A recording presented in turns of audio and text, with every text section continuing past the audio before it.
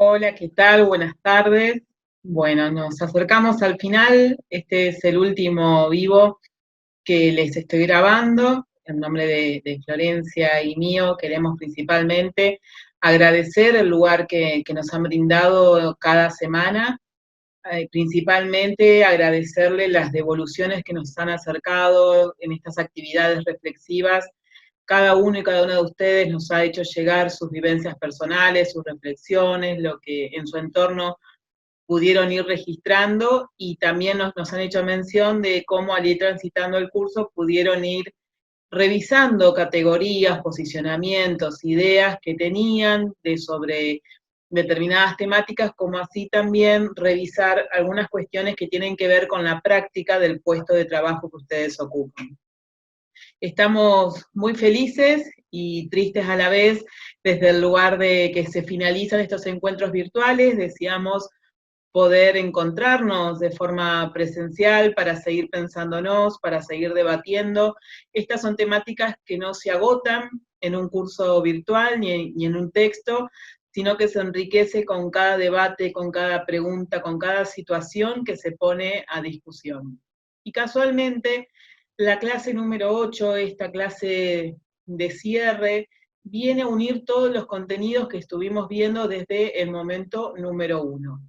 Para acompañar, hicimos como siempre un power que pueda ir sosteniendo mi palabra y que bueno, que también a ustedes se les haga mucho más llevadero este momento del video. Eh, Pensaba en que nos habían compartido en aquel primer intercambio que hicimos, que algunas personas decían que lo ponían al video una y otra vez y nos seguían escuchando, a lo cual decíamos, wow, qué lugar que nos están dando, y se los agradecemos muchísimo. Bueno, como les decía, este es el octavo encuentro en donde vamos a profundizar de alguna manera en lo que es la educación sexual integral. ¿Qué queremos decir con esto?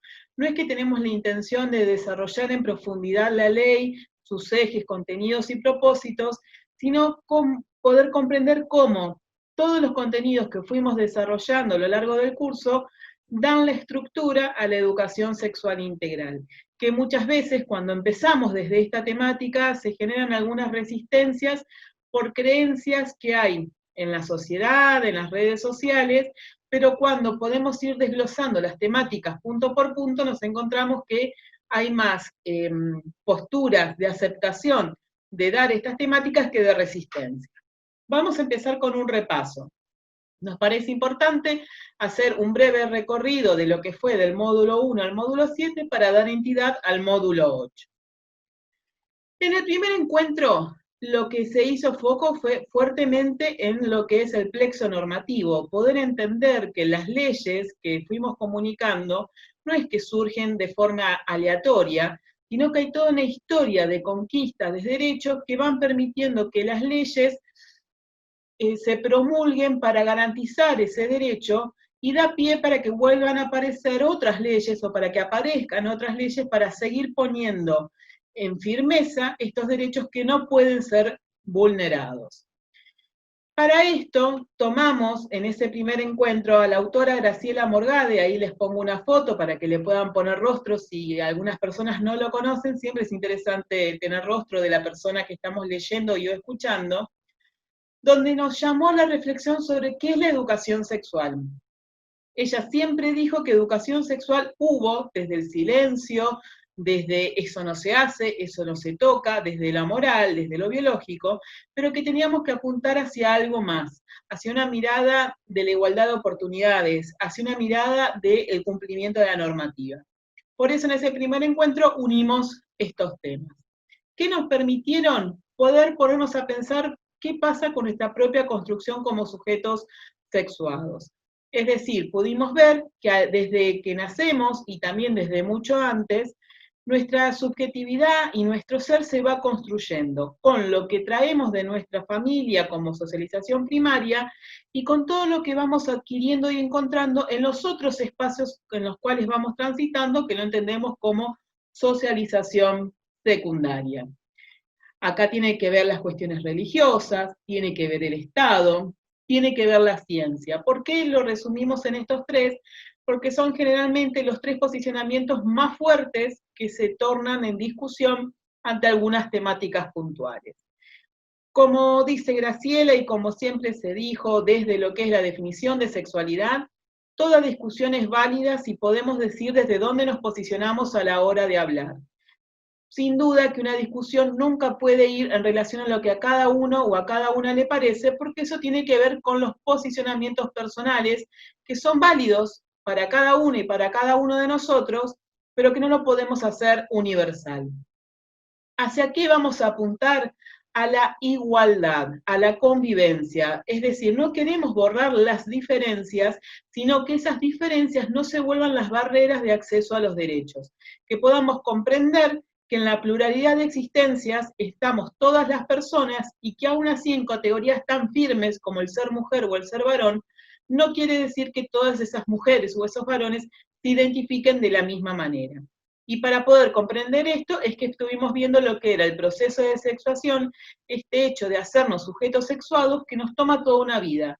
Que si bien en los primeros años de vida se dan grandes definiciones, esas definiciones las seguimos poniendo en discusión a lo largo de toda nuestra historia. En el tercer encuentro, lo que quisimos introducir fue la perspectiva de género. ¿Qué estamos queriendo decir con eso? Se usa mucho esto de colocarse los lentes violetas para poder ver la diversidad, para poder registrar la disidencia, para que los logros realmente sean para todas las personas. La perspectiva de género lo que nos vino a decir es, esto no es que las mujeres son más que los varones o que muerte a los varones, como frases que se suelen escuchar en las redes sociales sobre todo. Lo que viene a decir es que la igualdad tiene que estar para todas las personas y que ninguna característica en relación al género, la raza, la etnia, el lugar donde se habita, la clase social, puede ser una categoría para disminuir el acceso a los derechos. Acá lo que está planteando es esto, no estamos buscando las diferencias, sino la igualdad. Y la igualdad no quiere decir no reconocer que hay diferencias entre las estructuras anatómicas de lo que decimos varón y lo que decimos mujer. Lo que estamos insistiendo es que sobre esas diferencias no se puede instalar las diferencias de formas de vivir y de acceso a los derechos.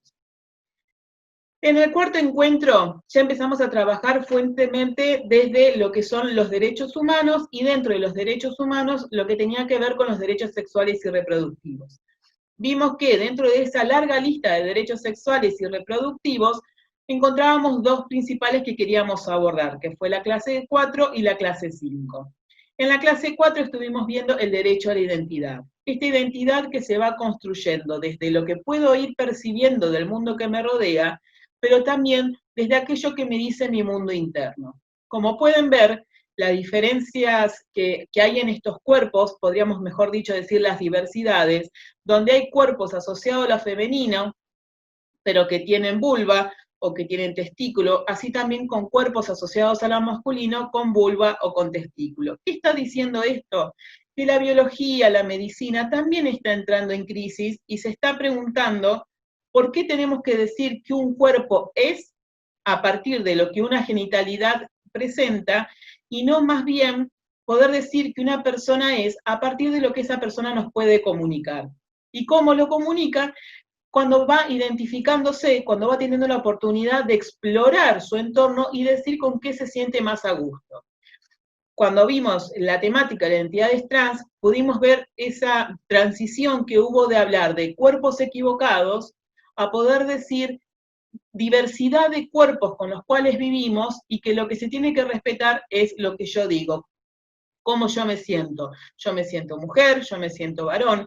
Fíjense cómo intentamos avanzar en las diversidades y las pluralidades, pero todavía seguimos cayendo en algunas cuestiones dicotómicas que nos va cerrando un poco el discurso que tenemos, es este lenguaje, y lo estamos intentando modificar, y eso nos está llevando un tiempo necesario, que tiene que ver, por ejemplo, con el uso de la E. Muchas veces escuchamos que dicen colegues, amigues, referentes. ¿Por qué? Porque se está intentando no encasillar a una persona en ser mujer o ser varón, que es también el gran pedido que se le hacía a las personas trans, en que esto se definiera, o sos mujer o sos varón. ¿Por qué no poder entender que hay otras formas de habitar los cuerpos, que hay otras formas de sentirlo? Y la ley vino a dejar eso en claridad, la ley de identidad de género. El cuerpo no tiene que ser intervenido para ser reconocido según la autopercepción que esa persona esté diciendo. Vale su palabra para que yo la trate de la manera que esa persona se presenta. En relación a esto, vimos en el quinto encuentro otro derecho sexual y no reproductivo que tiene que ver con la orientación sexual. Es decir, el derecho que tenemos las personas de poder explorar nuestro erotismo sin ser juzgados o juzgadas al respecto. Esta diferencia entre identidad y orientación, que lo fuimos viendo en las clases, y no es que quiero ser redundante acá, es que las cuestiones identitarias son más fáciles de reconocer desde el exterior. Recuerden, por la forma en que nos vestimos, por cómo hablamos, por cómo ocupamos los espacios, ya nos dan pista de si esa persona se identifica más con el mundo de lo femenino o con el mundo de lo masculino. Pero la orientación sexual, a quien yo elijo para gozar, para vivir el placer en la intimidad, no es algo que se pueda conocer desde la afuera, ¿sí? Solamente si yo hago referencias, ustedes me ven acompañada de una persona a la cual yo la llame pareja o vínculo. Sin embargo, la orientación sexual ha tomado tal dimensión de lo público que se vuelve un juicio de valor. Por eso, en esta clase, fue que compartimos la encuesta de la comunidad heterosexual, que les permito que me dejen aclarar, no es una encuesta que elaboramos Florencia y yo, es una encuesta que elaboró la comunidad heterosexual argentina con fines educativos, para poner en tensión y en revisión que esas preguntas que se le hace a la disidencia, ¿por qué sos homosexual? ¿Por qué sos bisexual? ¿Por qué sos pansexual? ¿Por qué sos asexual? Son preguntas que nunca se hizo la heterosexualidad. Y si la heterosexualidad se las hace y no las puede responder, ¿por qué tenemos que pedirle a la disidencia que sí lo haga? ¿Qué es lo que podemos saber? Que esto del ser, del agradar, del gustar, de erotizar, tiene que ver con sensaciones muy íntimas y muy personales que no tienen una explicación única, sino que es compleja su construcción, porque tiene que ver con cómo me agrada esa persona, las características que tiene, lo que yo puedo compartir, la forma en que vivo la sexualidad, y no tiene que ver con una genitalidad. El tema es que nos han instalado tanto que el erotismo pasa por la genitalidad, que no podemos ver a todo ese sujeto erótico que nos permite vivir un momento placentero. Por eso nos parecía muy interesante poder poner en tensión estas miradas y que nos remontan a Graciela Morgade con sus modelos de educación, porque el modo en que preguntamos y sancionamos las disidencias tiene que ver con cómo fuimos educados y educadas.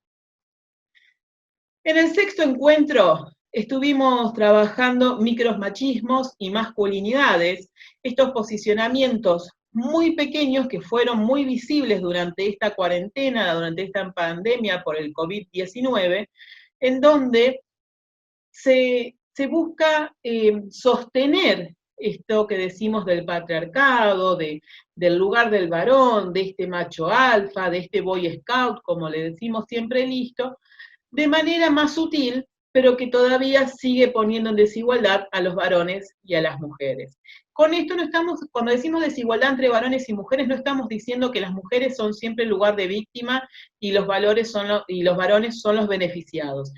Tanto las mujeres como los varones sufren estos posicionamientos del patriarcado, sufren el machismo, sufren los micromachismos, y como en algunas tareas nos han acercado, por supuesto que hay mujeres que también reproducen ese machismo, porque también son criadas en el mundo del patriarcado y de la negación de la igualdad de oportunidades, ¿sí? No es que es exclusivo de, lo que sí es cierto es que los varones son educados de tal manera en donde aparecen frases como ¿qué hay de comer? En vez de decir qué es lo que yo puedo hacer y cocinar. Lavar la ropa no da dinero, pero mi trabajo sí. Esto de no reconocer, disminuir, desmerecer el trabajo del hogar. Esto se vio muy presente durante la pandemia, el tomar conciencia del tiempo y el desgaste y cansancio que lleva sostener la casa en todas sus características y necesidades. esto de te ayudo a lavar los platos, esto no es ayudar, somos parte de un hogar que convivimos, por ende somos todas las personas responsables de sostener un equilibrio. Esto de te ayudo es reconocer que la responsabilidad es tuya, pero soy tan buena que te presto un rato de mi colaboración. ¿Sí? Bueno, esta clase la estuvo dando Florencia, y llegamos así, en esto de poder pensar la forma de vincularnos y cómo vamos sosteniendo, reproduciendo y replicando ciertos modos violentos de relacionarnos, a la clase número 7 que tiene que ver con violencia de género. En esta oportunidad, para hacer el resumen, recuperé el violentómetro, porque fíjense que desde el momento 1 al momento 31 todo es violencia. Lo que diferencia al 1 del 31 es la gravedad. Y es interesante tomar conciencia de estos términos que aparecen, porque cuántos de ellos, la gran mayoría podríamos decir de las personas que estamos presentes en esta formación, tanto quienes las dictamos como quienes las reciben, díganme si no han sido ejecutores o receptores de bromas hirientes, chantaje, mentiras, ignorar, celar, culpabilizar, descalificar, ¿sí? Humillar en público, manipular.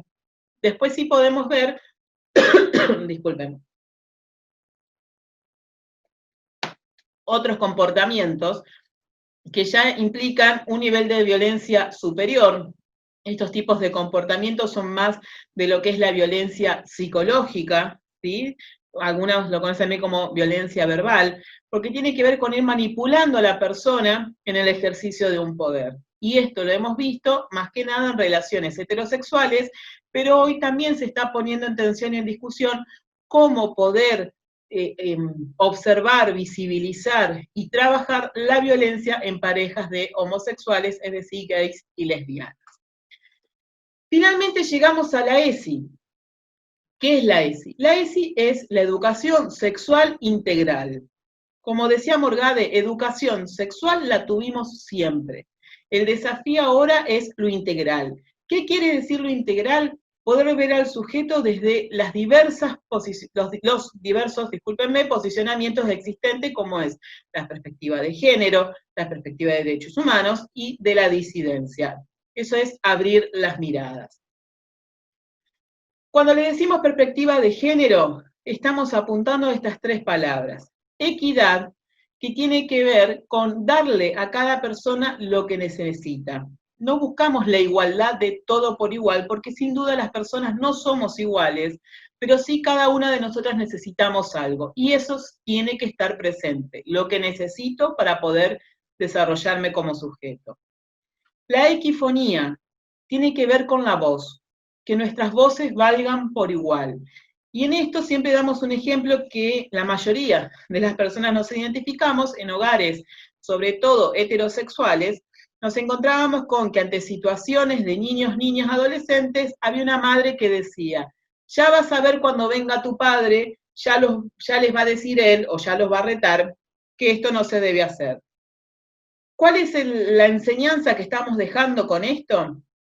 Que la voz de la mujer no vale para frenar estos comportamientos, sino que lo que vale es la voz de ese varón que viene a poner el límite. Y equipotencia quiere decir que tenemos el mismo poder de poder desenvolvernos en las cuestiones. Sin duda lo haremos de formas diferentes, necesitaremos otro tipo de apoyo, pero las oportunidades, esto que es un término muy presente en ese, y la igualdad de oportunidades, tiene que estar para todas las personas. No se puede seguir educando desde el sexismo, y justamente el 21 de junio celebramos el Día Internacional de la Educación No Sexista para poder centrar la educación en el aprendizaje, en la adquisición de saberes, y que este no dependa de si se es varón o se es mujer, que las expectativas del aprendizaje sean por igual. Hablamos de la perspectiva de derechos humanos, que los derechos humanos, como pudieron compartir en el video, son muchos, pero que no siempre fueron de forma igualitaria, ¿sí? Hoy estamos en una gran conquista y vamos a seguir conquistando derechos en busca de la igualdad de oportunidades, que tanto varones como mujeres, en sus múltiples expresiones y orientaciones, puedan acceder a todo lo necesario para tener una vida saludable. Finalmente, hablamos de lo que es la perspectiva de diversidad-disidencias, poder salirnos de estos binarismos para poder comprender las existencias desde diferentes posicionamientos, sensaciones y miradas, es poder pensar estos cuerpos que habitan las aulas y los espacios de trabajo, que no sean los que históricamente conocemos, sino que esas minorías que siempre fueron relegadas puedan realmente empezar a ocupar los lugares que se merecen si se les son garantizados todos los derechos previos, como veníamos diciendo. Nos toca despedirnos. No queremos que sea una despedida para siempre, sino en un mientras tanto, en dejar que todos estos contenidos decanten, en que sigamos compartiendo. Nuestro correo va a estar siempre abierto para que nos puedan hacer llegar inquietudes, dudas, situaciones.